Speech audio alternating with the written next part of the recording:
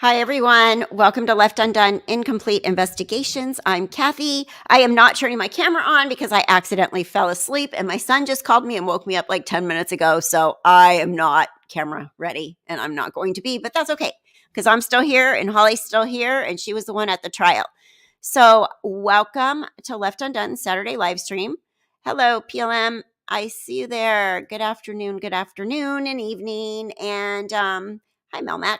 Good to see you. So as everybody starts rolling in, we had another week of the trials. We will go over the Lori Vallow Daybell trial first, and then we'll talk about the West trial afterwards. But I want to keep the live stream to an hour, so we'll kind of just go through all the major points. And also, I'll try to answer as many questions or have Holly answer as many questions as possible in the chat while we're going. And let's see, anything else I want to say? If you're watching the replay, hello and thank you. And don't forget to hit the like button. Really appreciate that. And I will bring Holly on. Now, if you don't know who she is, she's Idaho Mom Reports. She started her own channel, but she's been our correspondent for the Lori Vallow trial this entire time. And it's been amazing and so nice to have eyes and ears there telling us what's going on in the courtroom, behind the scenes, and what Lori's doing when she's wearing lip gloss, all that kind of stuff. You know, the stuff we wouldn't know unless we had our eyes there. So I'm bringing Holly on. Please welcome her now. There you are. Welcome. Welcome, Holly. Hi, everybody. Good to see everyone. Hello. I've missed you all. It's been like a whole 24 hours. She better guess what was today? Today's Saturday. Yeah. Oh my God. I don't even know what day it is. Yeah. So I've been crazy busy. It's really hot out here. It was 105 today. So I did jump in the pool for a few. And then I was so tired. I fell asleep this afternoon, and literally not even 10 minutes ago, my son called and I go, oh my gosh, what time is it? Oh, I'm asleep. Oh God, I got to do my live stream. Oh, well. Oh, so here I am with no makeup on, and you're not going to see me. I don't think I've ever heard of LA being that hot. I live in the desert. Oh, okay. Oh, that's right. I forgot. Yeah. So I'm out here. We just had Coachella the last 2 weekends. It was really crazy. We usually don't have any traffic out here. And then this weekend is Stagecoach. And so tomorrow will be the last day, and then we can get back to normal here. But everybody out here rents their houses out as Airbnbs right now during the 3 weekend festivals. And they make a lot of money on their houses, but there's a lot of people in town. And so the streets you normally just go up, no problem, or bumper to bumper. There's streets closed for the festivals. And I haven't lived out here that long, not even 3 years. So I'm still getting used to that, because I came from Orange County, which is crowded in traffic all the time. But then I moved out here to the edge of the universe, and it hasn't been except for on these weekends. So anyway, that's what I'm all about, and that's why I'm tired. The desert's really pretty, but so is the beach. It's all pretty, in my opinion. Yeah, which is nice because my kids live at the beach, so that's a 2-hour drive, and then I live out here, and I moved my mom out here with me, so it worked out. Yeah, well, that sounds like you've been busy. Yeah, side gigs, stuff like that. Yeah. And working on Afterglow. I did not post an Afterglow episode last weekend. I was working on it, and it's kind of a long one. It's February of 2020 when Lori gets arrested. And I wanted to leave off from after the last Afterglow episode was, and if you don't know what Afterglow is my podcast about the case, about Lori Vallow, Chad Daybell, Tylee Ryan, JJ Vallow, Charles, and Tammy. And I go down every rabbit hole. That is the whole point of it. And it is a lot. It goes all the way back to Lori's childhood, all the way through Joe Ryan, her other husbands, and up until now. And one thing, Kathy, about your podcast that I've really come to appreciate is how linear it is. Because sitting in trial, as you know, it's been so non-linear. They're constantly jumping back and forth, and from what I understand, it's because it's due to being able to accommodate witnesses. So, but yes, definitely check out her videos are excellent. But for somebody who just wants to hear it from the beginning to what we know so far, the podcast is wonderful. Right, because I do pull things in, like, we were watching it all unfold in real time, and Which things is that fun. had already happened or things we never heard about until the FOIA documents came out, we didn't know, and so now I went back and I put things in chronological order, how they were happening behind the scenes, what we didn't know at the time, and so, yeah, it was pretty interesting. In fact, I was just going over the zombie email about it, and there's some things in there that I'm really surprised have not been brought up in this trial. There's some really big points that Melanie Gibb said in that zombie email that they didn't ask her about on trial. Like, flat out, she told those people that uh, the kids are dead in that email. And that email was given to me on February 6th, 2020. So they already had this conversation before that. Now, I know a lot of it can be hearsay, but they had Melanie Gibb. They had her on the stand. And there were some really interesting things in there. And I bring them up in the Afterglow podcast because it's in this new episode. And Thank you for doing that, because it really, I know I've been bugged, like, how, because honestly, we didn't get all the answers to the questions we wanted with Melanie Gibb and a few others. Perhaps it'll come with Chad's trial, but I appreciate that you addressed that in your podcast. Otherwise, it'd be continue driving me batty. So thank you. yeah, no, it is. And I found some things again every time I do another episode. I learn more things, even that I thought I knew everything about whatever the topic is, but I learn more. And that episode is kind of crazy because there's some really big things in there that haven't been brought up in trial. That when I read it the first time, I was like, "What? Zombies? What?" You know, they have not brought up zombies, where that whole term came from. They brought it up a little bit, but they haven't, like, she said, anyway, but you'll hear about it if you listen to Afterglow, and I'll try to find it while you're talking too, so I can go back over it. It's been brought up by a lot of trial watchers how interesting it was that neither Melanie Gibb or David would never say zombie, probably because they're so embarrassed. But anyway, but that was last week. I'm sure y'all want to hear about this week. Let me see if I can find this. 1 second. I mean, you can, so you can start in on this week, start talking about what happened early in the week, and go ahead on. I'm going to look for that zombie email real quick because I wanted to. Well, there's something in my head. Yeah, go ahead. Go ahead. I'm just going to go ahead and hit right to the chase. First of all, I probably owe Summer an apology. Last week, I was hard on her for not being in trial every day as Tylee's representative. And after, of course, seeing her in attendance this week, as well as hearing her testify, and if you've heard the audio, you know how traumatized she clearly is, and I will say, sitting there and watching Lori trying to make eye contact with her sister and her family members, I saw it. I saw how manipulative she is. Summer is the younger sibling, and let's face it, her sister's a psychopath.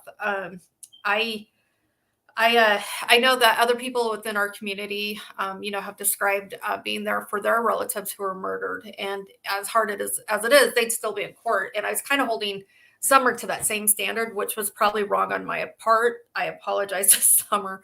She did a great job. It was very difficult. And yes, Lori did pass her a note through her investigator.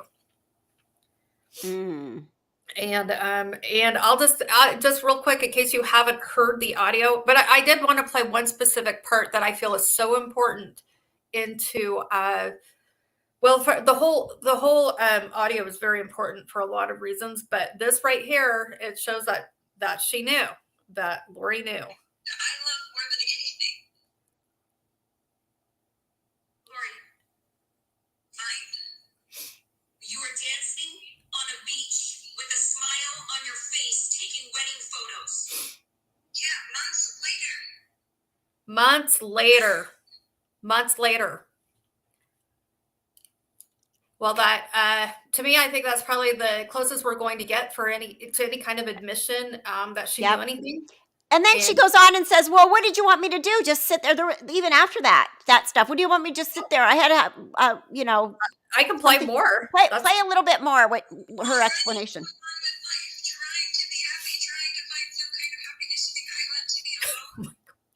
You want me to be alone? Your mother and your Narcissist. sister and your son don't deserve to know that the children are gone?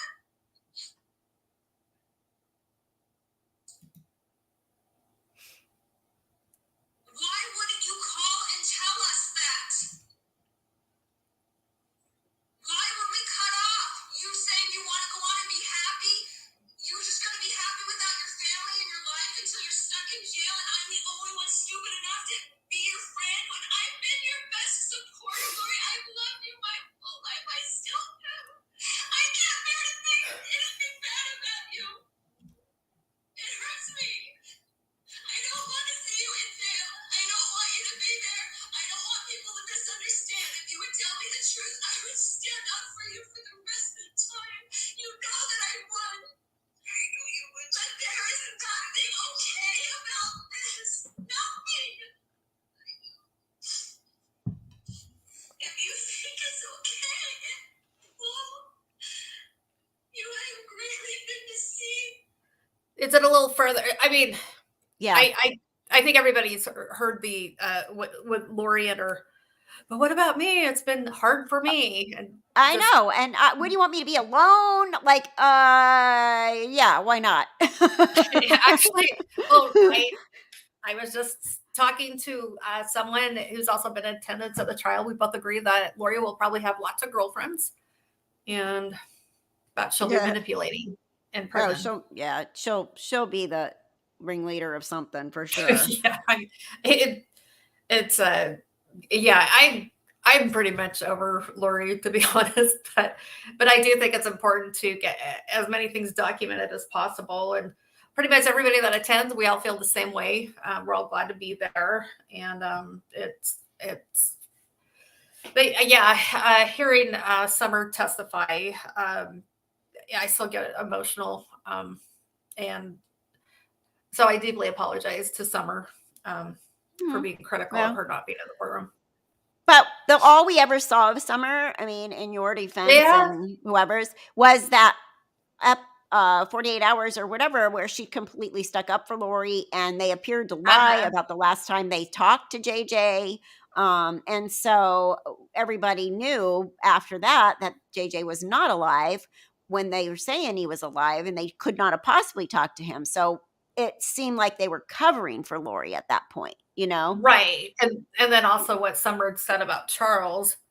But I mean, there's no doubt about it that Summer was manipulated, and she feels that way. And just based on, there's Lori trying, hi, Sammy. And, you know, and it's disturbing, and Summer was uncomfortable. And I can see why she would not want to be there. And you know, like we talked about last week, Summer is 3 years younger than Lori. So of course, Lori's probably manipulated her whole life, you know? Yes. Yeah. Lori's probably manipulated her whole family. I mean, I know that we've talked about the dynamics there, but no family's perfect. And the more I find out, the more I'm convinced that Lori's always been a psychopath, and she was just able to hide it. One of the things that I did notice on the zombie email was JJ was killed on September 23rd, 2020. And exactly a year before that, September 23rd, 2019, Lori met through Jason Mao at the temple. So they met technically, Chad and Lori met on September 23rd through Jason Mao. And exactly the 1 year anniversary of when they met through Jason Mao, JJ was killed on the same day. And I did find, I can't find it, but somebody did mention that Tammy's grandmother also had died on September 23rd. Right. I don't know what year. So that was weird. But there was that. Was that on the zombie email? And also a lot of people, the very beginning of the zombie email, I have it February 6th, 2020 is when I got it. And the very top of it says source, Melanie Gibb. So I knew right from the beginning, Melanie Gibb was the source. I think a lot of people didn't know that, because if you got it from Reddit or you got it from the FOIA documents, I think the only time anybody really knew that, because Annie Cushing had made a comment on her analytics that we didn't know that Melanie Gibb was the source of this, but I did when I reported it the first time I read that Melanie Gibb was the source. Right. So and I remember when you made that video, and you were protecting your sources, and for all I know, you're probably protecting yourself, because who knows how many psychos you had. Right. Oh my gosh, it was so weird in the beginning too. And right. One of the other things was Melanie had said to these people that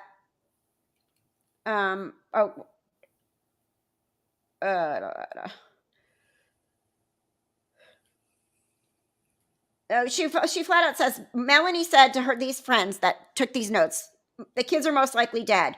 All were probably killed by Alex. Melanie remembers that Lori and Chad were frustrated why Tammy had not died yet, and Chad told Lori it's not that easy to get someone's spirit out of their body.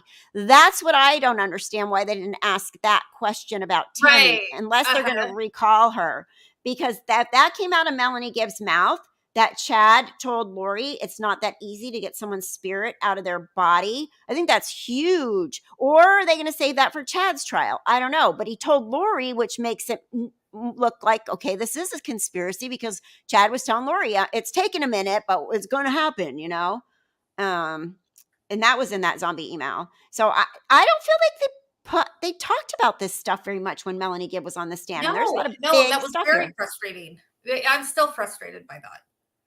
And this part, they said they also believe that SHTF, S hits the fan, is this year, because we all knew that from the very beginning. Kay and Larry were saying, they said the end of the, whatever, the start of tribulations or whatever, apocalypse, was going to be in July 2020. So it says in here, they also believe that is going to happen this year, and they could just wait it out in Hawaii and then come back, which I think is really bizarre. Why? Okay, so Hawaii doesn't count? Like, you can just stay there, and then the mainland's the only thing going to be affected by this, or is it the world, or what, So there's a lot in here that I'm really surprised has not come up. Right. And especially since that also is evidence of so many things. Yeah, there's a lot. And I'm pointing out. And I am anticipating this week, I don't know, Janice, that is really good friends with Annie, and Janice actually has made some Annie has quoted Janice's insight, and has even made videos about some of the things she said. Anyway, I was just talking with her on the phone. She's a wonderful lady. She's so pretty. And somebody told her she looked like Lori Vallow. Oh, really? And I said, I don't know. But anyway, I was like, Janice, she meant, they mean the pretty Lori. Not this one. Lori was, once upon a time, she was gorgeous. Now she doesn't look so much. Not so gorgeous. Yeah, I mean, there's something about her though. She still makes an effort, and it's just there's no way I can ever. It's hard to be objective with her. Honestly, to look at her, you can see the evil. I really and truly, and I also feel like I'm suffering from narcissistic exposure for one, and then psychopathic exposure, and I mean that's really sick. Watching her with her family and then watching her flirt with her attorneys. Just picture the most annoying person, or just picture somebody in your life who's a narcissist that you avoid. Well, I typically avoid people like Lori. But I'm there though for a purpose. So and you all are with me, so it doesn't feel quite so bad, I guess. But I do think that we were talking about the rumors that the trial ending sometime this week. I don't see it happening. I don't, and the reason why is because true to what we've seen. So we are seeing the foundation laid for Tammy. So this early this last week was a lot about finishing up kind of Tylee and JJ stuff. I still believe that they'll probably go back to tie more of that together. However, over the last few days, like yesterday, 10 witnesses, all Fremont County, and they laid it out pretty much like we saw how they laid it out for Tylee and JJ. So yesterday we heard from 10 witnesses in the Fremont County area. So we heard from the dispatchers, we heard from patrol officers, and we heard testimony in regards to the shooting at Tammy on October 9th of 2019, and then also her death somewhere between October 18th and October 19th of 2019. So there's 10 witnesses, and it was interesting. We heard from just laying the groundwork. Like her sister, for instance, her sister had been in contact with Tammy. Tammy had just visited, as we know. Tammy looked healthy. She was in good spirits. So none of this depression crap that Chad likes to try and say. And we also heard from some of the people that had served on her faculty with her. And what's interesting is how it was they who actually had a memorial for Tammy. That Chad didn't even want that. And we heard dispatchers, and of course we heard the 911 calls. We heard the ones on the 9th, which were very interesting. We got to hear from Joseph Murray, your best friend. Just kidding. Yeah. His Sorry. 911 call. I'm sure I would not be well, I would think they would have to bring him in to testify later, except for they did have the dispatcher say that she took the phone call, and the caller identified himself as Joseph Murray. So I guess maybe that isn't hearsay that way, I guess. And then we heard a 911 call same night from Tammy, and she described, a man dressed in all black and a ski mask. And it's interesting because Tammy and her sister sound so much alike. And Samantha was really, somehow I just felt very at peace when I heard, there's just something really comforting about hearing Samantha testify. She does sound a lot like her sister. I'm sure they are similar, but like all sisters, they're also different. And she seemed to know a lot about literature, and apparently she's teaches theater. She is a high school teacher, and Tammy she taught in the computer lab as well as being the school librarian. And it just really painted a picture of this cute little community, Fremont County. I've been there. It is really cute. In fact, my granddad grew up there. And I can tell you what, he actually became an attorney. He was a ranch kid, a farm kid, and they were so naughty. But he always had such a good feeling about where he grew up, that he always lived all these different places, and he did a lot of things. But he always would want to return to St. Anthony. And in fact, he and my grandmother aren't very far, because to him, that was home. And after I saw on Friday, I can really see why. I mean, kudos to Fremont County for looking out for people, and for giving a murdered woman a memorial that she deserved. And I mean, it's just really, really good people. And we heard from Tammy's clogging teacher. Did you all ever see that video of her clogging? I saw it. No, I've never seen it. I thought I sent it to you. I'll see if I can find it again. I did. I know that I sent you early. I'll see it. I hope I've saved them somewhere. They're like the video say of Emma Daybell when she was like a 7th grader. I think I sent that to you. POM, yeah, that was Tammy's sister did say that on the stand, that they came by. She didn't even know they were in town. Tammy only came to the door, gave her a present. Chad didn't get out of the car, and she said that was really weird. Yeah, she was starting to kind of sense things were off, but she never did hear about the affair. No. Or Tammy never disclosed to her about any affair. And other than just seeing a few things that were a little bit off, it didn't seem that Tammy was aware. Also, just to step back for a minute, because I'm looking at the notes from the 26th. They did find Alex's fingerprints, latent fingerprints, on the plastic bag that JJ was in. They found, I think, 2. The white and JJ did die of asphyxiation by plastic bag over. So JJ was actually alive. They put a plastic bag over his head, and they taped him up. So he died. He suffocated to death. There were signs of a struggle. And his cause of death is asphyxiation by plastic bag and duct tape, is the way the forensic pathologist described it, which he was a wonderful, listening to him was fantastic. And his little banner with John Thomas was a little on the entertaining side, I'll have to say. I don't know if the jury liked it, but that's in the gallery we liked it. So. Also, they said he had hands and feet were bound. He was wearing his red pajamas, scratch-like abrasions on the left side of his neck. Looked like JJ was trying to get the bag off of his head. bruising on his upper arm, and a diffuse large upper thumb. So he hurt himself trying to get, struggle. It sounds awful. Yeah, It sounds horrible. Poor kid. He was a strong little kid with a lot of energy, and it's. I'll be honest. I was so sad to hear, and Ken and Larry weren't in when we heard that. I'm glad. They probably are warned that it's not going to be pretty. Yeah, and I did. I attend every day Thursday morning for whatever reason. Though I just had the biggest stomach ache, either medicine my stomach is upset from the allergy medication I've been taking, or iron supplements. Or I'm also very aware it could very well be that was traumatic listening to that. But I've taken what I think is appropriate self-care for that, and so have other people that were in the courtroom. I'm wondering, was it a full moon? Because I'm looking at this information that I have about the satanic calendar, and it says all full moon nights provide reason for major occult activity, easy to move around without difficulty and without being detected. It'd be interesting to know if that was a full moon that week, one of the weeks when one of the kids died. I don't know. I thought you'd done it. Didn't you? I did do a video about that. I did, but it's way back in my brain somewhere. I'll have to go look it up. Yeah, that would be interesting to pull up again.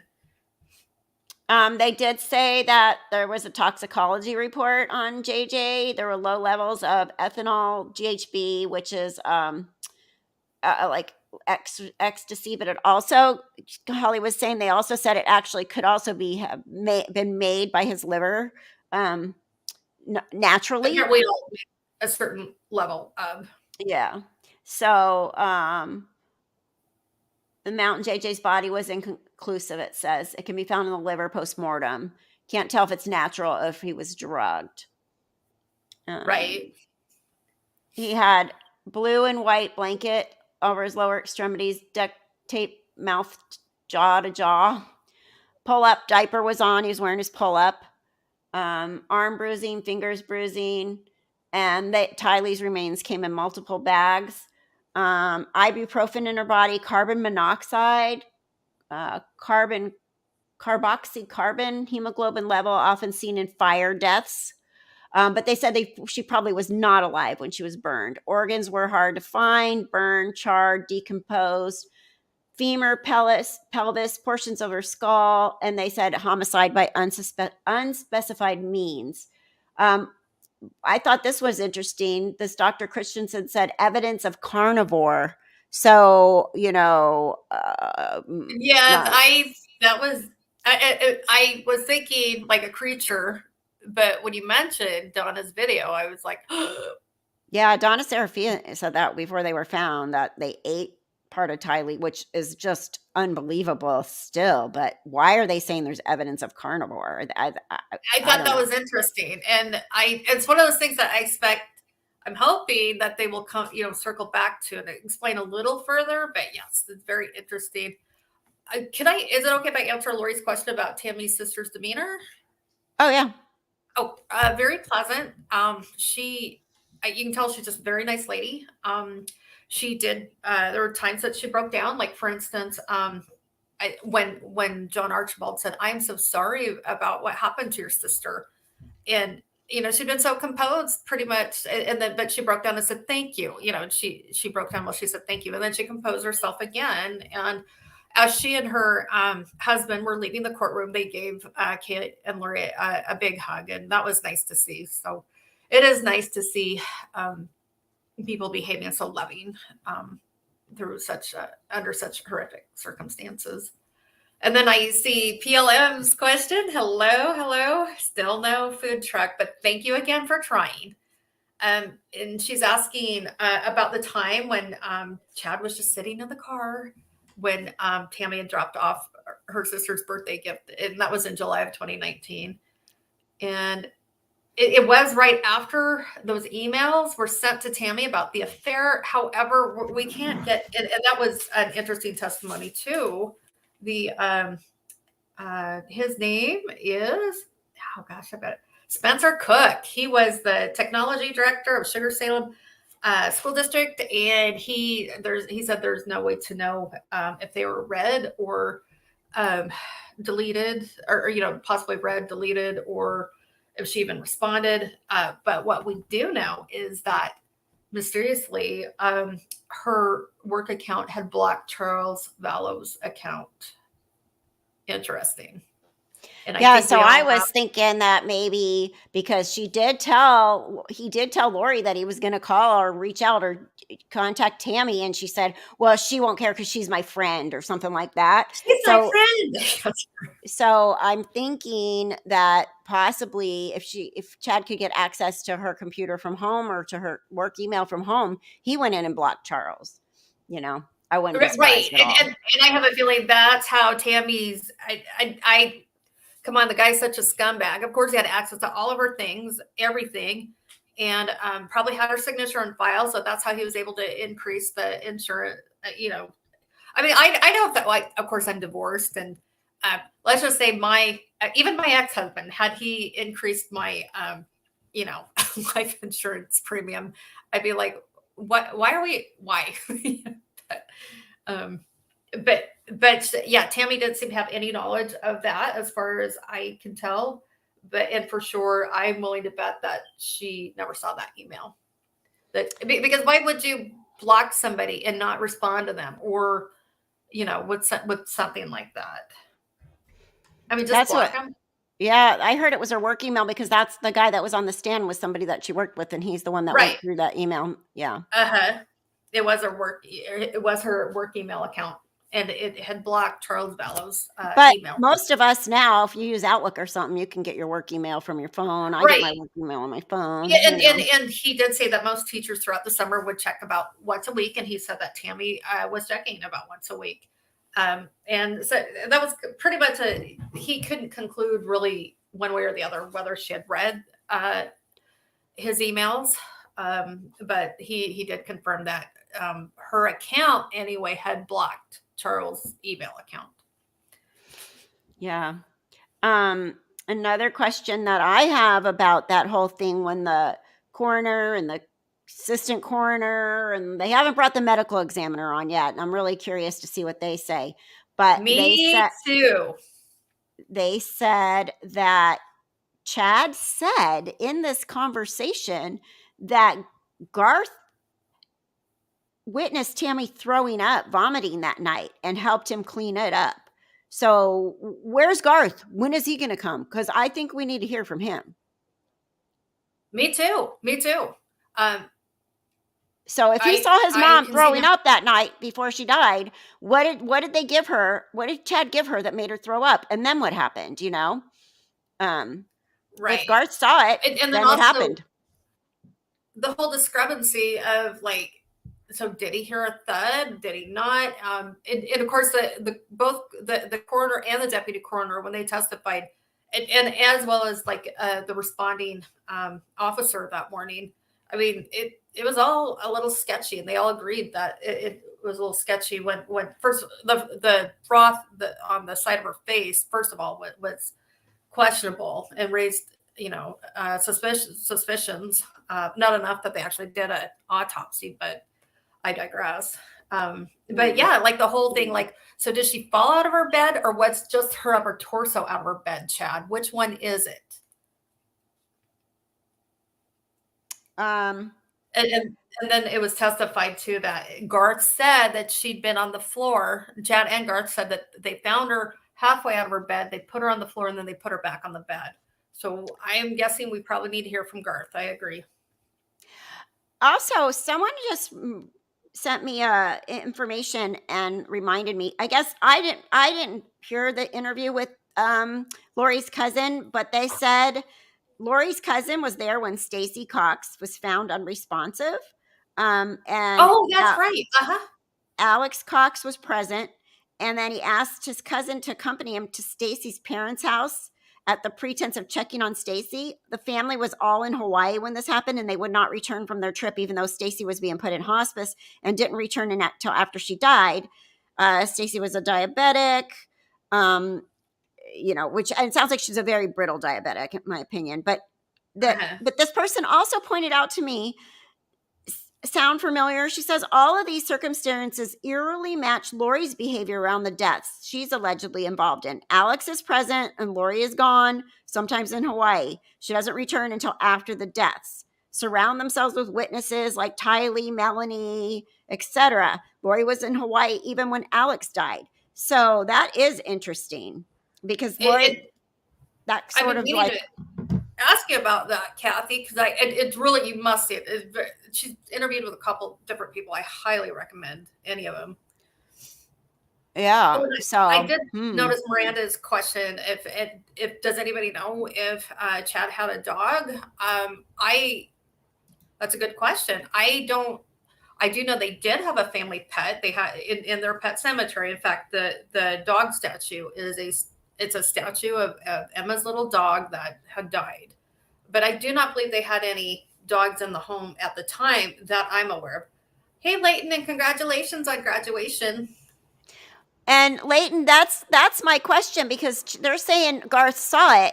And is Garth going to say he saw it if he didn't? Is he going to come on the stand and lie? Did he lie to the grand jury? And why is Chad saying that my son saw her throwing up? Is that going to come up? Because that would be weird. You know, when I throw up, I close the door. I don't want my kids watching me throw up, you know? So it's very strange, especially if she was in her bedroom. And I don't know how their house is laid out, if they have a master bathroom. And if he testified at the grand jury, I would not. Of course, I would be surprised if we see Garth. Well, but this is a big deal right here, saying he saw her vomiting.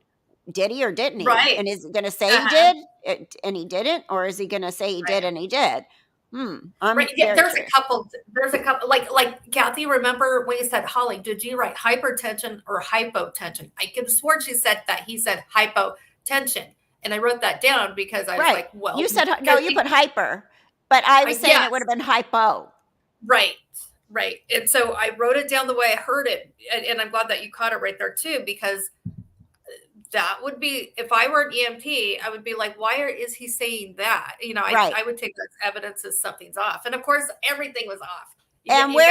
Do you have a blood pressure cuff in this house? Like where was she taking her blood pressure if she doesn't go to the doctor? And wait a minute. She went to the doctor for this wrist problem and she had some tramadol, but she doesn't go to doctors.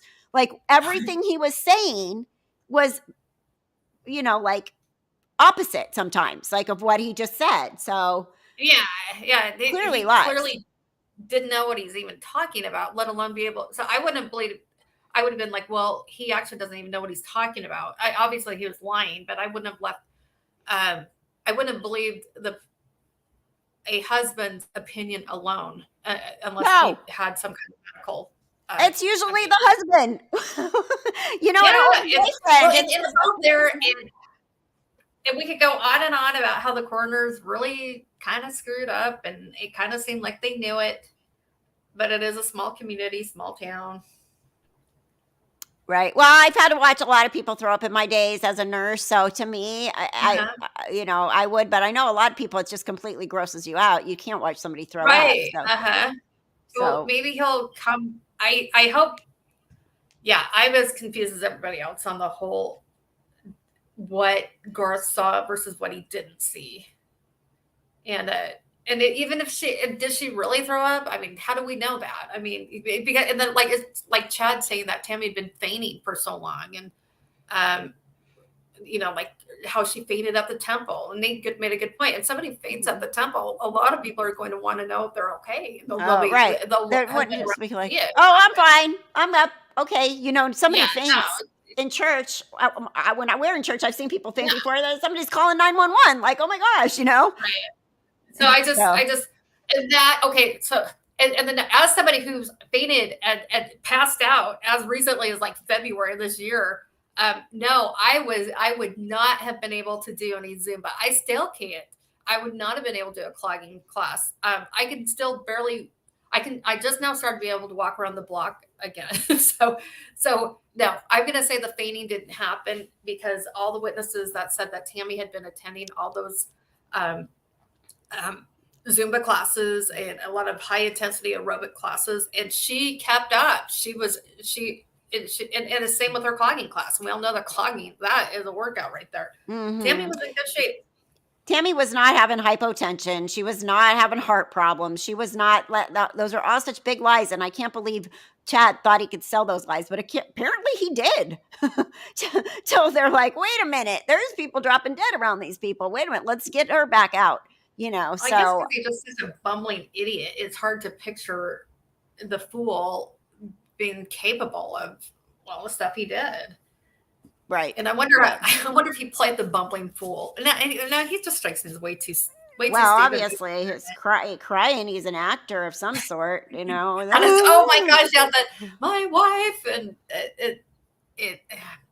he's. And to be honest, I listened over and over to testimony. I've looked at my notes. I still can't quite figure out where Alex was when Chad passed away. I'm sorry, when Tammy passed away. Yeah. The best I can figure out is he'd been in the area, but around that. But again, since there wasn't an autopsy, it's hard to say what the time of death actually was. So, well, they're saying between 12:30 and 2:30, but then the whole thing about their dead body falling off the bed was weird, and then him and Garth getting their back up on the bed is dead weight. And that's just a bizarre story right there. Tammy's body was definitely. They did show photos. She was definitely in a state of rigor mortis. That was for sure. And lividity on her backside, so she had to have died laying down. Yeah. So I don't know. The whole thing was suspicious. If I was the coroner, I would have been like, "Oh man, take that guy in. Let's question him." But I'm not the coroner, and I wasn't there. So anyway. And the coroner did have the ability to override the family too, and she admitted that in trial. So but again, they're so manipulative. Look at what they've been able to make people do. So not that that's any excuse for somebody in a position of authority like that. So PLM, the one of my subscribers that sent that information about Alex being there when everybody dies and Lori traveling and stuff, she said, Alex possibly overdosed Stacy with insulin, right? And because she's and then she was thinking that possibly these people were dosing people with insulin. And which makes sense because low blood sugar can cause convulsions, it can cause all kinds of stuff. So they may have just. And it's not easy to find, and you're not going to find it, in the autopsy. So that's a possibility too. I don't know. There's a lot of possibilities. And Peel brings up something, the whole poisoning thing. I thought it was interesting how, and I think we've known about this for a while. Since the trial anyway, where Chad was, texting Lori, her time's coming soon. And this was like July of 2019. It was around the time that a lot of Chad Daybell's kids were getting their associates from BYU Hawaii. So, I feel like the time is soon, so I wonder if he'd been slowly poisoning her or, yeah, or who knows. I'm going to say that it's malachite. That's my prediction. I thought that for years now, but I don't know. They keep bringing it up, but they're not bringing it up. Yeah, I suspect Monday we're going to hear item by item what was found on January 3rd in Chad Daybell's house and in the surrounding areas. We'll be hearing about the 43 items that were taken and tagged, and I wouldn't be surprised if that tells us what was used. Lori, I think Stacy was really ill, for sure. I just think they might have helped along the process with her. And while everybody was in Hawaii, I do. That's what I think. They used to use her credit card. And then he used her credit cards. That's sick. It seems like they've done a lot more for a lot less, apparently. There's people say, she had gastroschisis, I guess, but she's also, they said some people, but this has been defended that she was anorexic. So who knows really with Stacy, that's just a bizarre one, but to have so many people in your family dropping dead is just weird. It just seems like they're the most unlucky people in the world. And I thought it was interesting. And by the way, those interviews are amazing. Her name is Megan. That is the name of her cousin. Just like so much insight to the family. And Megan, she's also written a book. It sounds, maybe somewhere I'll read it. But she mentioned baby Laura. Well, Lolly, remember that? And of course, we know that Lolly is the name of Lori's account, her Lolly Time account. But Megan felt that Laura, baby Laura, like perhaps given all the circumstances, perhaps Laura's death should be looked into again.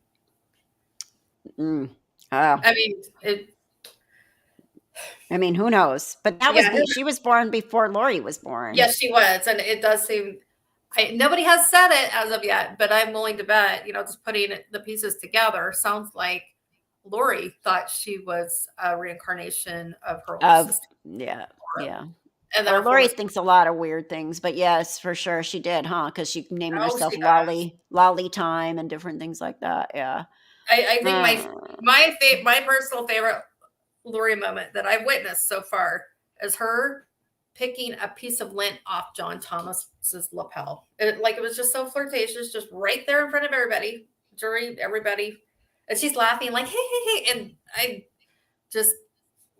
and she's on trial for murder. It's just bizarre. I don't think that they're that close to, well, maybe they brought in a lot of witnesses that the other day, Thursday. I don't know what day that was, but I don't think I just think there's more. What about Melanie and Ian? Yeah, where are they? We got to hear from Melanie and Ian. And then we also have to hear from Audrey because she's going to corroborate Zulema's story. Right. So I don't think I wouldn't feel good about this going to the jury right now because I honestly, I feel like Lori is guilty of sin. However, I'm not so sure that all those dots have been connected. I'd be very concerned if I felt like Chad's preliminary hearing made more sense than this has so far because they're jumping. Right, I know it's because of witnesses, but there's so much jumping around. But I think that summer phone call is huge. Colby's phone call is huge. Getting Lori to people hearing Lori speak, and then also seeing Nate and her saying no comment. That's great. Blah blah blah. Where are your kids? And they wind up dead. So what mother is this like? That's great. And then but really all that's evidence of is that she's a nasty person. She is a nasty person. But you put all that together and she knew. I would still feel a lot better if we heard from more people. I'm going to say just based on what we've seen before, I have a feeling we're going to have a whole week dedicated to establishing the poison that killed Tammy. And as we saw point by point and how painstakingly, FBI and everybody went through every little detail to tell who was where at what time, like they did with, Alex with his Google account. PLM, how many tweets have there been about her laughing and smiling? At least Letitia Stout knows she should look miserable and nasty. Right. It's so true. It's so true. Letitia Stout is like, she's flipping people off though in the trial. I know. And that's why I like Letitia I don't believe Letitia is crazy because I have dissociative disorder and then she describes it like something that it's not. Right. Lori, I will say I feel mental illness. But I've spoken to people with dissociative disorder, and it's really bizarre. It's really weird. Like they're just other people. They're like totally other people. They sound different. They act different. Yeah. Because when I worked in Nurse Advice Line, we had one that would call a lot, and she was very strange. It was really weird. It is weird to see that. And just like the expert said in Letitia's trial, it's now that they find, the alternate personality finds you. You don't find because Letitia can say, and then I have this one and this one, and this one's name is Jasmine. It doesn't work like that. And Lori just now, as far as Lori goes, I do think she has mental illness, but I also think that she shows consciousness of guilt over and over.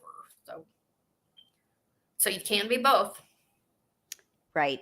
And I don't know. I think that there's more that they haven't said that they need to say to get a conviction here. But I think there's some good stuff that has been said, but I don't know if it's enough yet. I think they've done an excellent, excellent job. And of course, not, at this stage, I mean, there's no way they can be absolutely perfect about everything.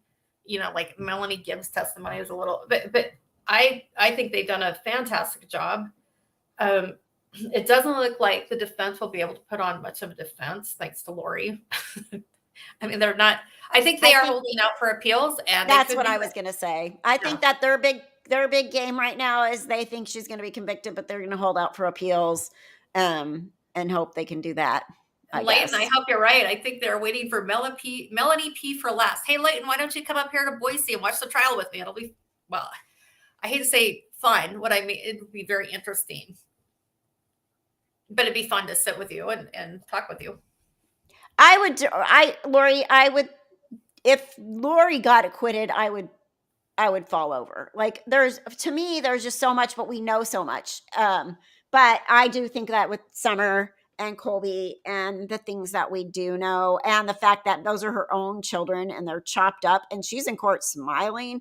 And like you said, the only time she's been emotional was when she was mad because she didn't want to be there that day. Yeah. Other than that, yep.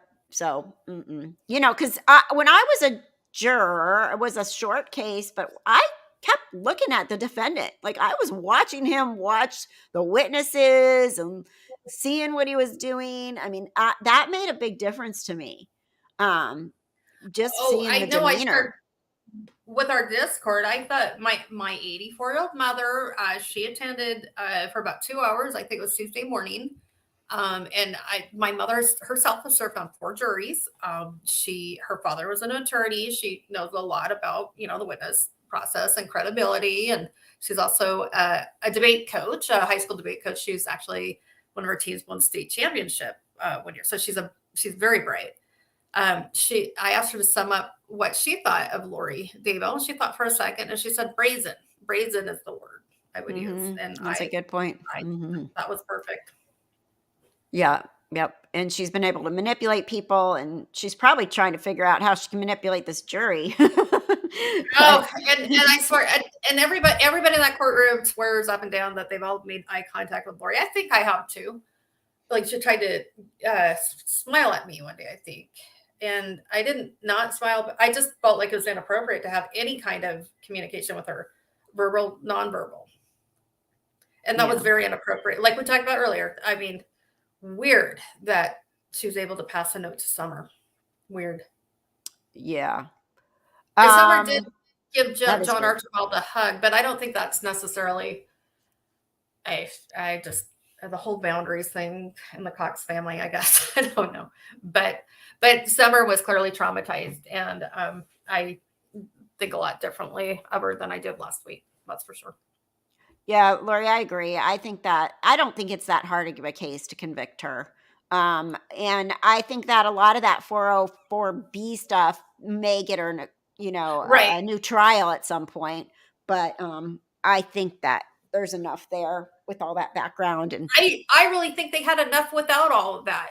But I really did. Me personally, I had expected that's how it would be. However, the judge did allow it in, and so I guess we'll see. And it's going to be. And I can't wait to find out what Melanie P knows and hear more from Ian. Yeah, for sure. But I know we've almost been going for an hour, and I know you want to get to the West case. I can come back anytime. Is there anything else big that happened this week that you're thinking of that you wanted to say before we move on? Not really. Well, yeah, there's a lot, and probably just to summarize, the week was. It was intense, of course, but you all knew that. I think probably the best testimony so far in the entire trial was Summers, for sure, hands down. Yeah, and I agree. I don't know really where it's going to go from here. I will be there on Monday. I have my ticket for the courtroom. I'm actually going to head out and hang out with some very fun people, and I'll tell you all about that later. She's rubbing elbows. Yeah. I know. I was like, I can't believe this person's showing up on my cell phone. But I don't want to name drop. I'll tell you all on Discord. Come over, I'll tell you on Discord, I promise. Yeah, that's a good idea. Go tell us. Go But, spread. We got a little bit of a gossipy channel over there on Discord too. So yeah. It's and by the way, everybody is so very nice. And I do think that True Crime Rocket Science, he did a very nice video. I was in like 2 frames, like with the most unflattering photos, but he's such a nice person, and you just kind of meet these people and you sit together, you listen to it's weird how you get bonded with people like that so quickly. I mean, it's like that journalist Nate. I mean, who knew that I'd be like, oh, he's leaving. Oh no. And he's a Pulitzer Prize winning. I'd been sitting next to him for like weeks. I had no idea he was he's written all these amazing books and he's been nominated for a Pulitzer. And I'm sitting next to him.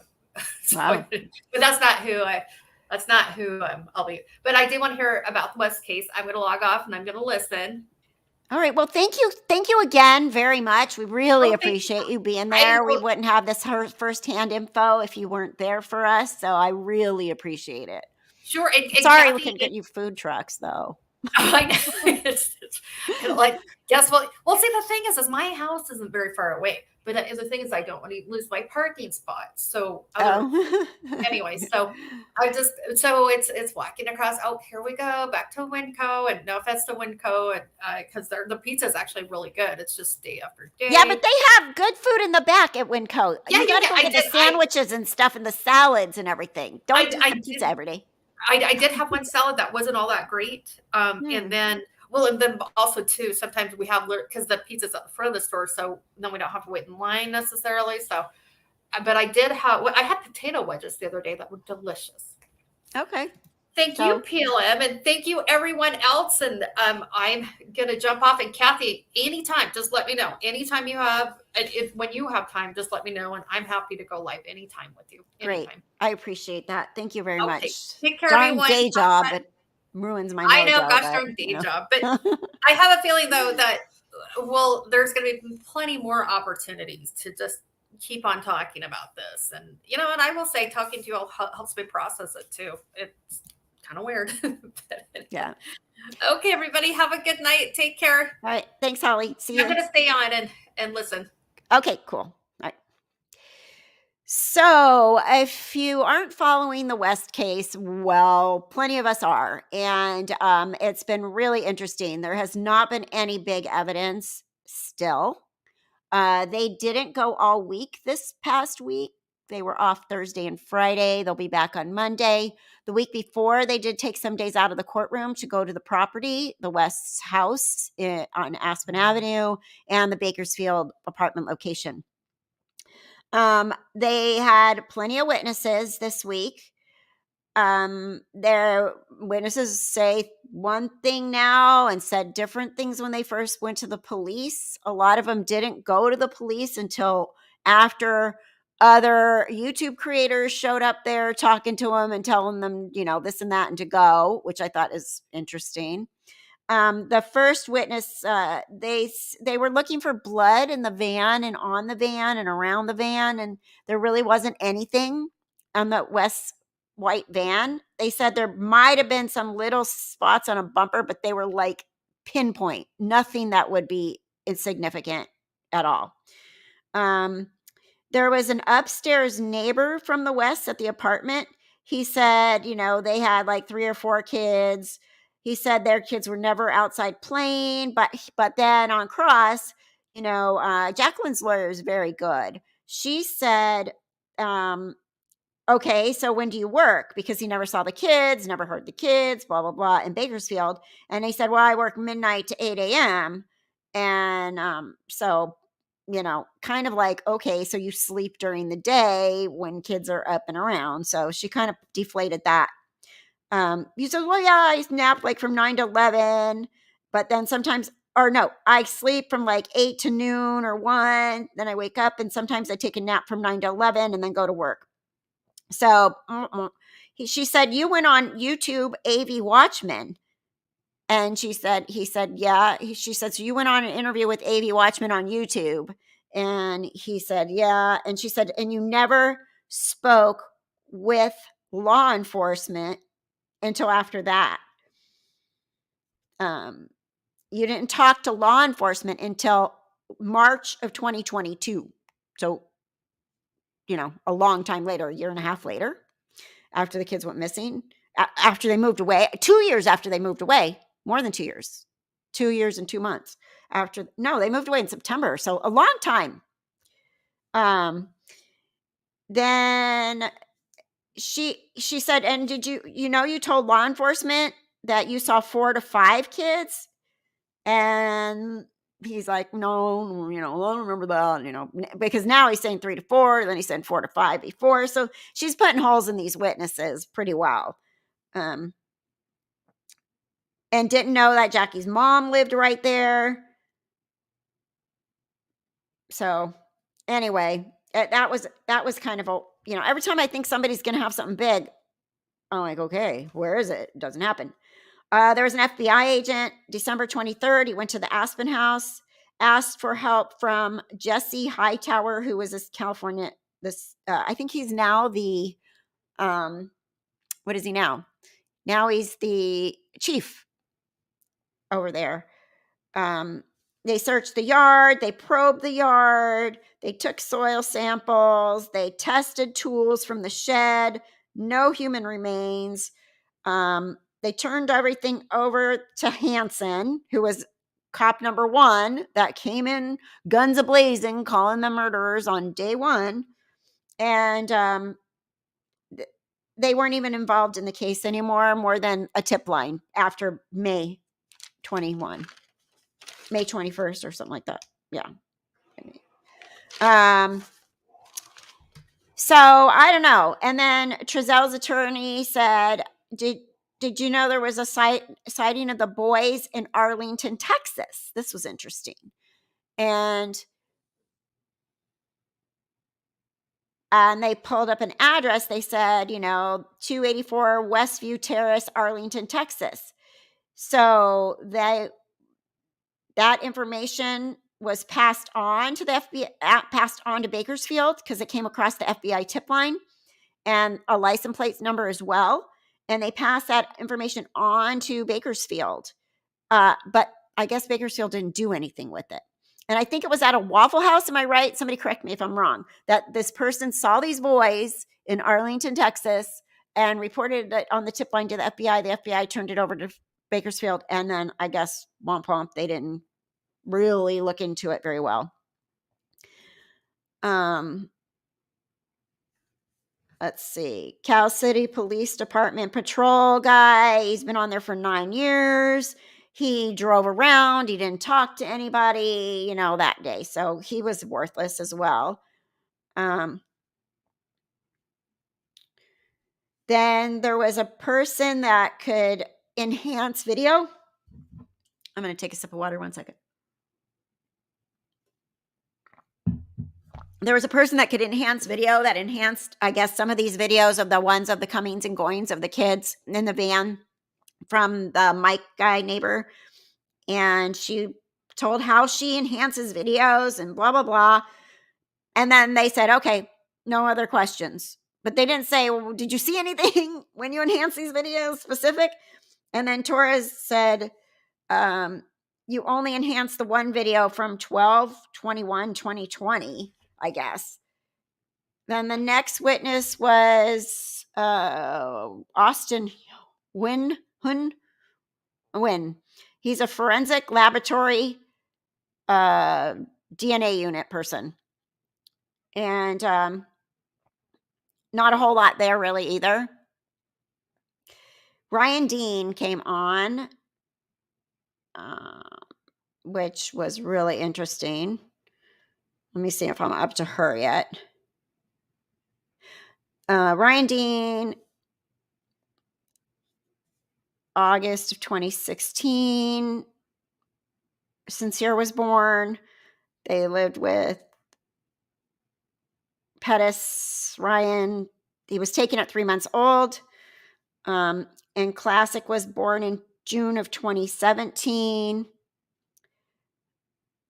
Oh, his name is Classic Anthony Pettis, and Sincere is Sincere Anthony Pettis. My notes. And they said, do you know they asked her, do you know LaToya Spry Saunders? And she said, yes, she was awesome. LaToya is the first foster mom who has also already been on the stand, and her and Ryan Dean are close. They went together the first day when they found the kids were missing, all this stuff. And I went on this past week, I went on TikTok and Facebook. And well, first of all, I made a comment on Facebook under the KCET post about the kids being seen in Arlington, Texas, and made a comment, and then somebody sent me to the principal's office. They tagged Roro in my comment. And so I was like, oh, I'm being sent to the principal's office. So for saying something that isn't completely positive or anti-Wests, they do not like that at all. You are not allowed to say anything that gives the West any credibility at all. I mean, they come at you. They've been on my channel. It's bizarre how there's no such thing as innocent until proven guilty in this case whatsoever. Which is, they need a fair trial. Everybody deserves a fair trial. And then, so anyway, she gave her access to the children, and she would have social service visits with them 2 to 3 times a week. She said, can you describe Sincere? He's happy, smart, funny, love music, like to dance. Classic does the same. Happy, smart, like to dance. She said, well, when did the visits stop? She said, when they got with the Wests. And she said, I felt railroaded, so I stopped visiting them. So Ryan Dean felt railroaded, stopped visiting her kids when they were with West. She goes, I didn't go to the last one, the one that I knew they were going to do what they'd done, is how she worded it. And she said, well, aware of the adoption? And she said, no. So her last visit was before Christmas of 2020 or 2019. I didn't get that straight at all. And she said she never went to the West's apartment. She had no other visit outside the DHS. She said they asked if she ever had some confrontation with Jackie, and she said no, but apparently there was one because there's a witness that saw it, social worker.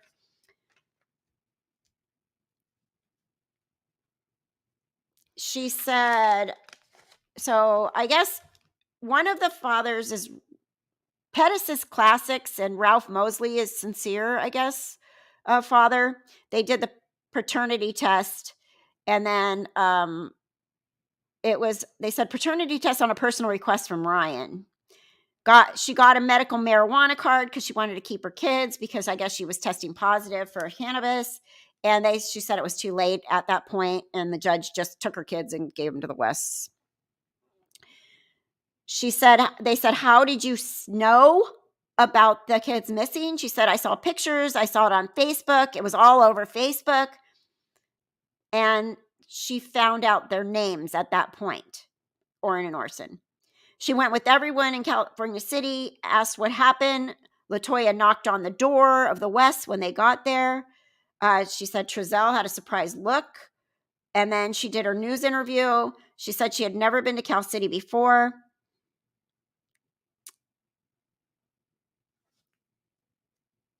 And she said she was treated like she didn't matter. They asked her about TT. Everybody keep asking her about TT. Do you know TT? And she's like, no. But I think TT is a nickname for auntie, right? And they asked her, did you take classes in Sincere? And she said no. What's she going to say? Yes. I mean, who knows what happened, really. Her TikToks, she's on TikTok. She does do a TikTok, something on there about the Crips, because we did kind of know that those people were gang affiliated with gang members in that whole LA area. Chief Hightower, she said, the cross-examination said, did you talk to the chief? And she said, yes. What was his name? She's like, I don't know. I don't remember. And they said, was it Hightower? And she said, yeah, that was him. And they're like, well, that wasn't the chief then. She said, well, that's who I talked to. She said Mosley contacted her in the afternoon the next day. So the story about when she heard is it's very suspicious. Like, how did you hear at 5 a.m, but then you saying you heard the following day and it was all over Facebook and the news? Because that's not how it went down when they showed up there. She said, then they brought up 8112 Cooper Square Circle, which is, I guess that's where she lives. I can't read my own darn notes, but anyway, in Arlington, Texas now. Now, she lives in Arlington, Texas now, but she says she goes back and forth. And she said, what Torres is Jackie's lawyer. She cross-examined her. She said, why was Sincere taken from her? He was taken from you because he was 3 months old. He had a broken leg. And Classic was taken several weeks after birth. And she said, did you know the West vehicle? Yes, a white van. And then this is where she said, so you and Jackie got in the confrontation. The social worker was a witness. And she didn't go to last visitation. So I guess they were calling that hearsay. So they sustained that. She said, I just didn't want them to keep doing what they were doing. And she said, did you lie to law enforcement? And she said, yes, I did in the beginning about this, or something like that. I forget how she exactly quoted it. I have it somewhere else, but I don't want to go find all those notes. I'll be here all night. But yeah, so she did confess that she lied to law enforcement in the very beginning of this whole thing. And she said who Mr. Pettis was caregiver when the baby broke his femur, right? Broke his leg. And she said yes. And I think that was one of the things she had never said before, but Pettis was the caregiver when the baby was taken. And if you know what a femur is, it's your thigh bone. And a 3-month-old baby, it would literally be impossible to break that without it being abuse. And if you look it up, if a baby has a broken femur, most of the time it's because of child abuse. Then they had Jackie's sister come on. She's 11 years older. She lives in Corvallis, Oregon. She left an abusive relationship and moved up there several years ago. She did send presents to Orrin and Orson and the other boys for Christmas. They asked her, did you send these multicolored blocks? And she said, yes, I did. I ordered those because those were under the tree for Orrin. So they're trying to make a point like, okay, these blocks didn't come from Jackie, and they came from Auntie. And Auntie doesn't know these kids were missing, right? So she's going to go ahead and send the gift. And that was one of the gifts under the tree. She said, did you send that? They said, did you send this paint set? She doesn't remember if she did it or not. She did call for Aiden's birthday. She said she saw a lot of little kids. And then Rodriguez is the other attorney. She said there was a recorded call or something. Last time you saw Orrin and Orson, the other kids, you could hear the other kids were laughing. She said something about there were 6 kids, but they couldn't get a really good, clear answer out of her. And in the end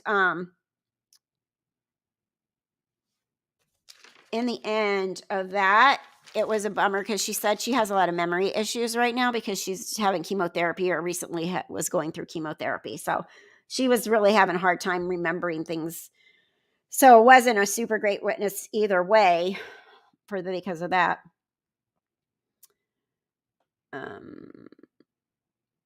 Detective Lancaster, California. They went around and they chased receipts here, receipts there, at Winco, at Lowe's. Jackie went to Costco, never saw kids with them. During COVID with a bunch of little kids, think about this. This was 2020. We started going into lockdown in March, April 2020 is when it started getting serious. And this is September October, November 2020. This is the first year that we didn't even have a vaccine yet for COVID.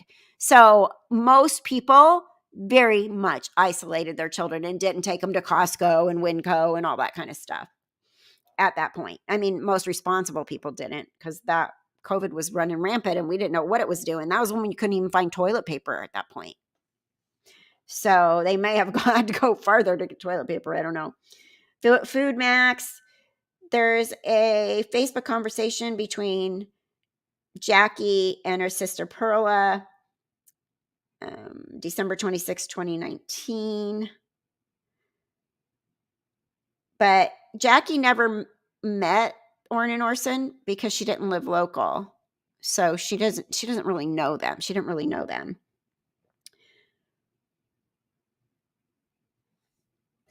And then at one point she did tell, I guess there's a recording or something that Jackie said, tell the kids that we love them and we miss them, and don't talk to law enforcement anymore without a lawyer because we don't want them to twist what you're saying.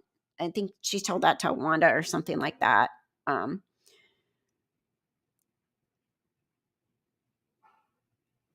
There was some laughing and stuff. The 3-year-old ate the 2-year-old's food conversation. They sent a gift. This is a GIF, GIF.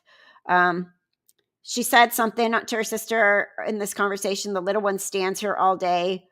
I hope he gets over it.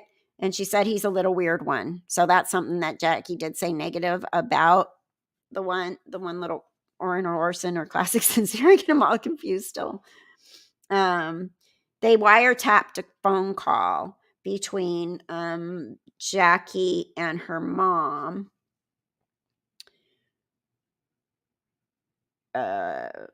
Jackie's mom's cell phone. And I was like, "Hi, mommy, I just saw a message." So basically this beginning message is between her and her mom. It's in Spanish, so they have a translator. Where'd you guys go? We're now in California City. This was September 18th. Yes, I still have some. Got a U-Haul, clean the apartment if it needs paint. Good night, mommy. Love you a lot. See you tomorrow if God permits, or whatever. So this is what in the middle of their move from Bakersfield to Cal City.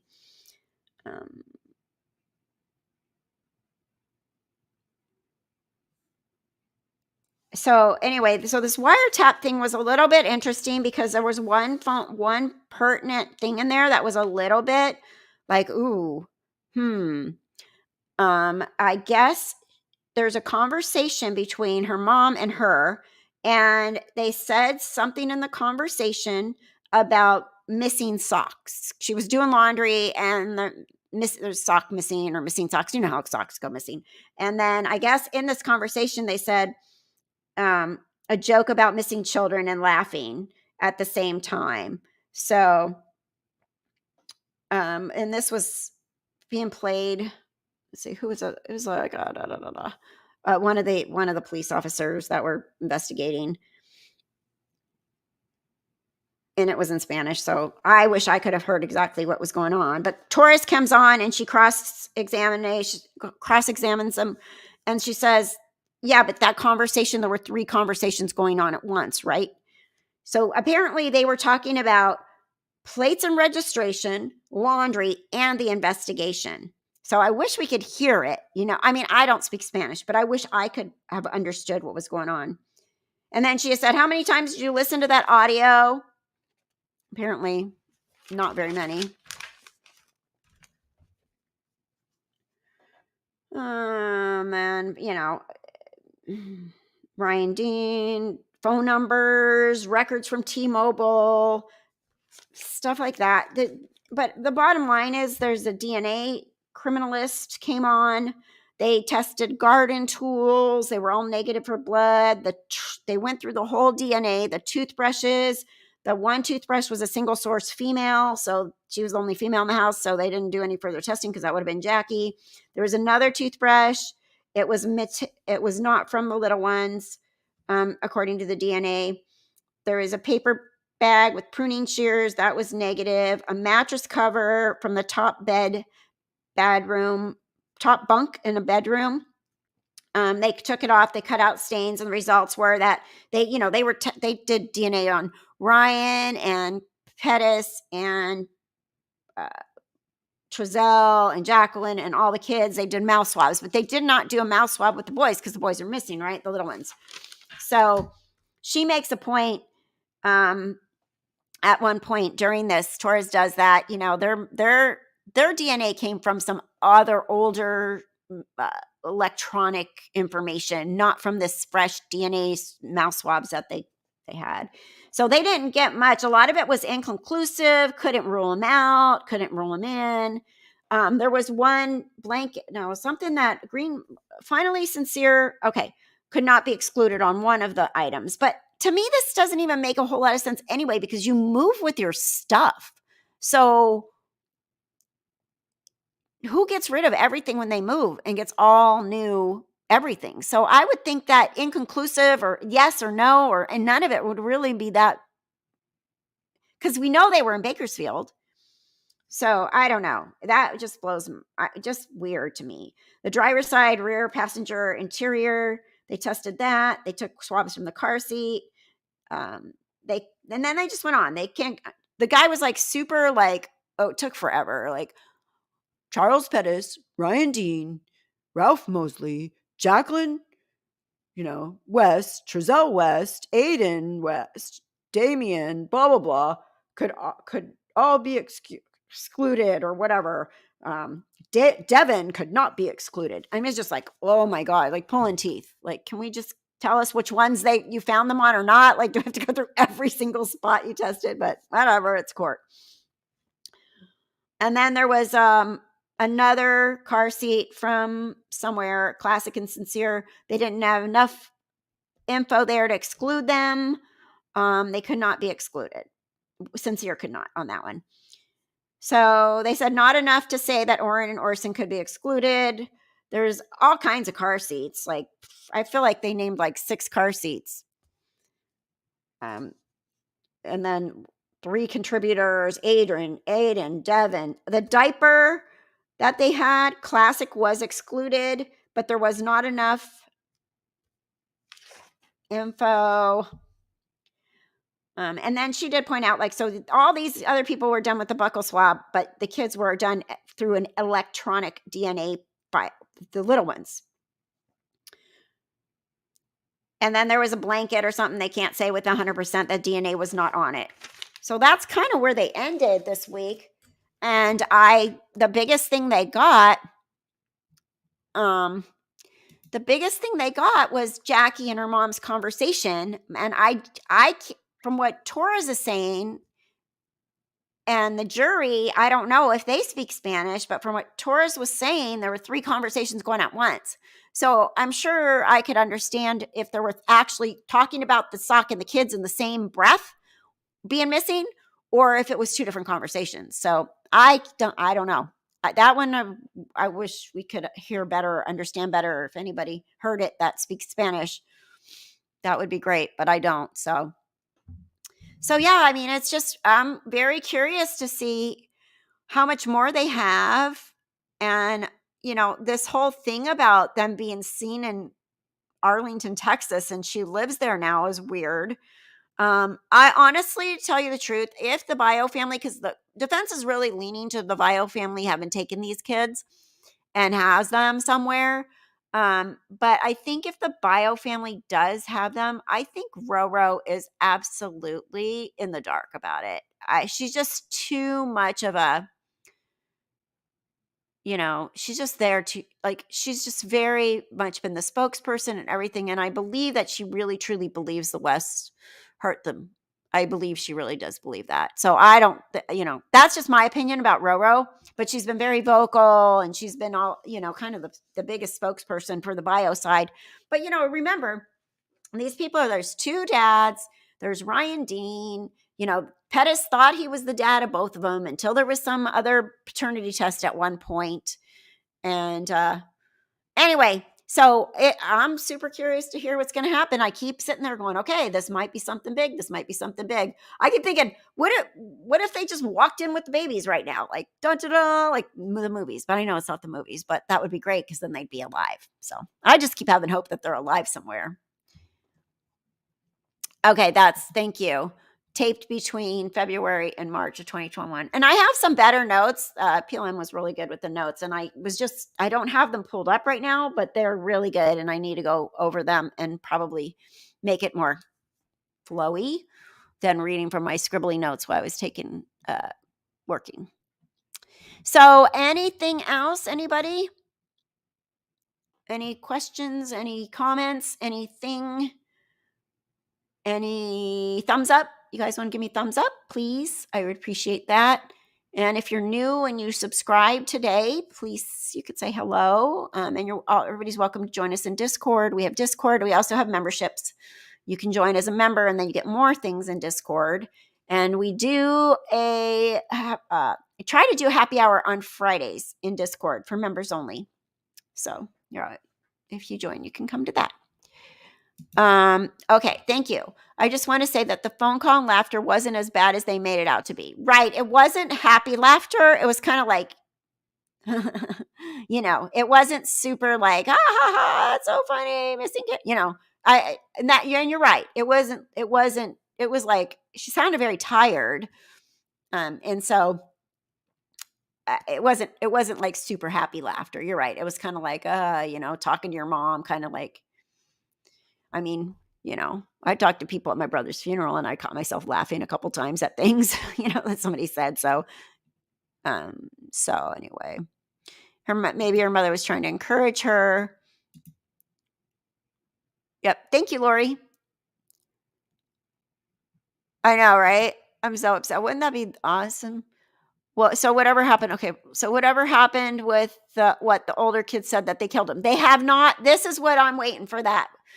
Thank you. So apparently these older kids are going to come on the stand. Now, a couple of them don't, I guess, some of them or a couple of them, I don't know. I can't get this straight yet. Have some kind of either a learning disability or something. One's kind of not even very verbal. So I don't know. It would be really interesting if they bring them on the stand, or if it's just a recording with social services. They flat out were first interviewed day 1, day 2, because the kids went missing on the night, apparently, allegedly, they went missing on the night of the 21st. And then on the morning of the 22nd, Officer Hansen went over to the house, Wanda's house, pulled the other 4 kids out of bed, took them one by one, and asked them questions. He had his gun, he had his badge. They pointed that out. He asked them questions. And that's when this story started coming up. But I still think it's bizarre, because first they said they never made it to that house in California City. That was what everybody was leaning towards. And then now they're saying that one of them made it to the house, but the other one didn't. And one of the kids heard a thump, and then he was gone. So it's, if that's their big evidence, it's going to be really tough to think, oh my gosh, yes, that's the smoking gun, because children can be manipulated. Children can say things they think you want them to say, especially kids that, these kids have been, the 2 middle ones have been, they're foster adopt kids too. Who knows how many foster homes they've been in, how their background is and everything too. So I don't know how much stock that's going to be. We'll definitely just have to hear. Okay. And prosecution said we're going to hear from all of them. So I don't know if they'll be live in the courtroom, which I think would be really hard for little kids, because then they're going to see their mom and dad sitting there, So I'm assuming it may be, I don't know. That's what I'm waiting for. That's supposed to be the big, big, big evidence. We can't see the body cam. We can only hear. So that's pretty much, the bottom line. And we will continue to watch. Yeah. And there were certain things that they probably should have got DNA on, and they didn't. Why didn't they get DNA on any toys? And why didn't they test 8 toothbrushes? Like, where are the other toothbrushes? We know that there were at least 4 kids still there. I felt like they were really selective about the weirdest things, and and what about the fingerprints that were on the slider that they avoided getting any information on? They could have tested those fingerprints right there for DNA, right? What happened to that? So, I'm just really surprised at what they chose, like these stains, and And they're choosing like specific stains and stuff because they said if they just did regular random DNA, there'd be so much DNA on things that are just random that the stains were a better way to do it. You know, I don't know. I don't know. I'm just lost with this case because so far I can't believe it's on trial. I feel like they don't have enough, but maybe they're holding it all out to the end, but it's a freaking long trial to not be giving us anything yet. And I feel like I said this before, but I really feel like the prosecution isn't full board into it. Like Jackie's attorney she's into it. She's flat out calling things out, pointing things out. I mean, I'd want her for my attorney. Law enforcement really screwed up. Dismissing FBI. Yeah, they dismissed the FBI in December still. And just all they were using them for was like tips that came in. And like you said, the tip line was forwarded because someone said they had a sighting and a license plate number. And they forwarded to Bakersfield PD. Now, I don't know if that license. I'm really curious how the defense is going to present their case too, because we may get some really good information there. Because they're like kind of dangling some carrots, like they know something, they have a plan. I feel like. Do I think they're guilty? I don't know. Right now I'm leaning towards I have a lot of reasonable doubt. If I was on that jury, what I've heard so far, I could not convict them people of murder. First of all, it's hard to convict a nobody case, right? Anyway. And there's nothing really solid, and the circumstantial evidence sucks. Like it just does. So I would, even if they're guilty right now, if I was on that jury, I would not be able to say that I would have reasonable doubt for sure. And if I would, so would a lot of people, I imagine. Barbara, I don't think any of us know, but it's appalling how they could have arrested them with so little evidence. No evidence is not evidence, right? So no evidence is not evidence, and that's a really good point. Okay, so you didn't find their DNA, but does that mean that's evidence? No. And like I said, we know those kids were in that van before. We know they lived in Bakersfield. Some of that stuff came from Bakersfield. So how are you going to say that they for sure murdered 2 little boys? And other people are like, well, those kids can't just walk away and nobody would have been able to grab them. But the follow-up with the neighbors, the video evidence, most of the people that had these Ring cameras and stuff don't pay for the monthly fees, so they can't see a whole film. They can only see a clip of movement here and there. I know my Nest camera misses a lot out front. Unless they're literally up to my door, a bike goes by or something, might not catch it. So, and the prosecution is making a big deal about the stick in the van. So apparently there's a stick in the van, a wooden stick, and they have him, and it has duct tape on it, right? And they're making a big deal out of that. So I don't know. I mean, did they get DNA off that? Is that coming? Like what? Apparently, I think they're alluding to they spanked them with that stick or beat them with that stick. I don't know either. If we are going by evidence, it doesn't seem like they have enough. They do, however, have some evidence on these sketchy police officers. Let's investigate them. I agree. And I just don't like, and Barbara used to live there. I just don't trust that Officer Hansen. I do not trust him. I don't like his way he was. I don't like the way he put his hand on her leg, on her lower back, on Jackie's when he was interrogating her. I don't like how they called them murderers from day one, how they told them they were lying from day one, from the minute they walked in. And I'm sorry, these people are not smart enough to kill 2 people, hide their bodies, and never to be found, and leave no evidence, no blood, no this, no that, when they sat there and talked to police officers that were literally harassing them and never asked for a lawyer. I mean, come on. So I don't think Trezel and Jacqueline are smart enough to pull this off. That's the other thing, so yeah, bad memories, Barbara, of Bakersfield. I've driven through Bakersfield a lot. from Southern California to Northern California. I've gone through like drive-throughs and stuff there. I don't think I've ever spent any time in Bakersfield though. It's like where you stop to pee when you're on the way to the Sequoia or Fresno or Tahoe or not Tahoe, or going up north, when I drove up to Oregon, Bakersfield, go get McDonald's or whatever on your road trip. So that's where we're at. And we'll keep following it. I have not had time. I'm working my day job and my side gig. And so I'm trying to keep up with everything in Afterglow. I'm going to work on that right now because I didn't put one up last week. I'm still working on the one from last week that'll hopefully I'll get up. It's today's Saturday, right? So I still have tomorrow that I can do it and get it up. But I guess that's it. Anything else? Anybody want to say anything? Anybody got any?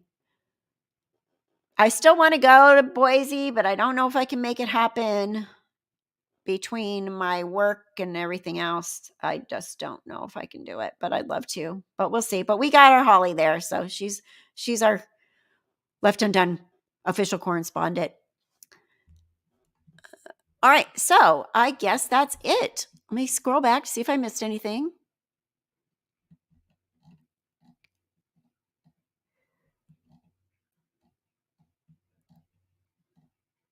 Yeah. Like Lori said, come to Discord. It's fun. We talk about stuff constantly in there. It's not just a once a week thing. There's a lot of really smart people in there that are watching and listening to the cases and bringing things up and finding things and stuff. So it's interesting, and it brings our community even closer together. So please come.